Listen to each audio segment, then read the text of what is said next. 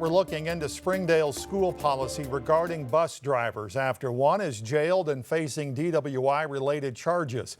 Police say the driver crashed a bus with students on board. 5 News reporter Bo Russell live in Springdale near where the crash happened. And Bo, what have you found out today?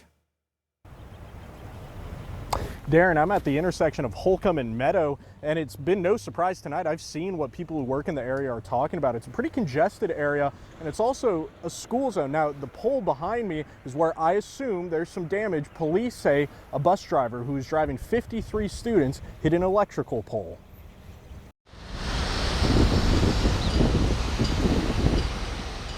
A preliminary report says Springdale police responded after a school bus hit a SWEPCO pole here at Holcomb and Meadow. Police identified the driver as 70-year-old Dawn Russell and say she left the scene after the crash. The report says Russell was transporting about 53 students at the time and throughout the day had up to 150 different students on board.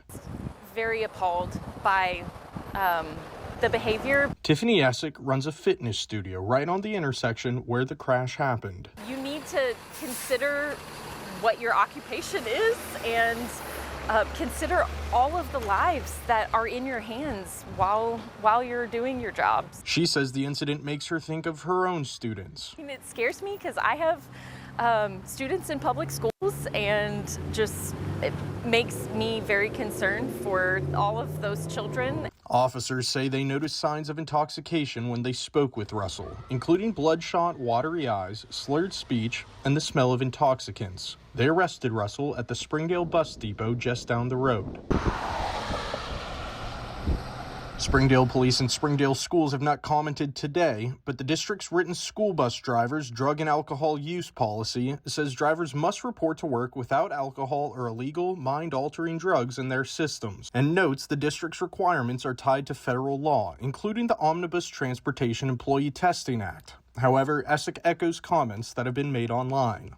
I do think checking in and checking in often would be a good practice. On the district's Drive a Bus page, Springdale schools also list pre-employment screenings, like a drug test, a DOT physical, and background and child maltreatment checks. Do better for yes, like accountability from the schools and accountability for yourself. That police report says Russell is currently charged with DWI along with second-degree endangering of a child, criminal mischief over $25,000, leaving the scene of an accident, and prohibited driving. Live in Springdale, covering news where you live, I'm Bo Russell, 5 News.